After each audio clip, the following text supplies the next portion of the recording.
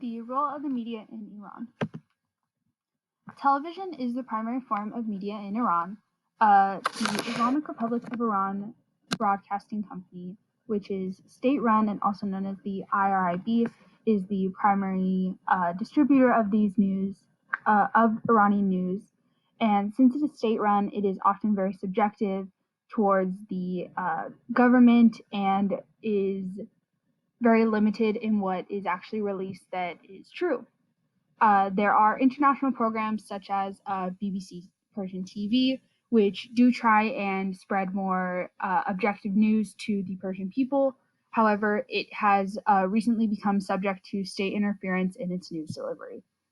The IRIB also controls most of the radio networks in Iran, the Radio Quran, and a multilingual external service being examples of this.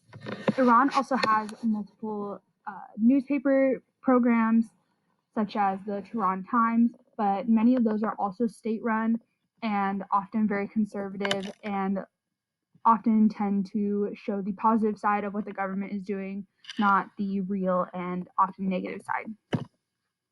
So in Iran, the most effective way to get objective news is through the internet. So 56.7 million people use the internet, which amounts to 68.5% of the total population. It is the main forum for anti-government and anti-Islamic speech, and many people often have to use VPNs to prevent filtering from the government, because if they cannot get their true location, they cannot actually stop the people from doing what they want to do. So using the internet, the main form in which they can share ideas with each other are through social media. So as of 2009, the government had blocked Facebook and Twitter for the ordinary people. So regardless of this, Facebook is still one of the most popular apps in Iran, and Iranian leaders actually use Twitter nearly every day to promote their policy and their agenda. It's just the ordinary people themselves cannot use it. Instagram is also very widely used in Iran, and another program, Telegram, is essentially a messenger app that will be touched on more in the video that I will play, and that is what most people use to organize protests without the government's interference. Iranians hit the streets again today on the 6th day of volatile protests that have quickly spread across the country. They're the largest demonstrations the country has seen in nearly a decade. And unlike the Green Movement in 2009 that was driven by accusations of fraudulent election results, the protests that broke out last Thursday have been fueled by popular outrage over a crumbling economy. Protesters are also angry about alleged corruption by top leaders. And this time around, as the grassroots demonstrations have picked up momentum, citizens have demanded that both the president and the country's supreme cleric step down. At least 21 people have been killed so far. In Tehran, the government says it has arrested at least 450 protesters. But the government isn't just cracking down on the unrest in the streets.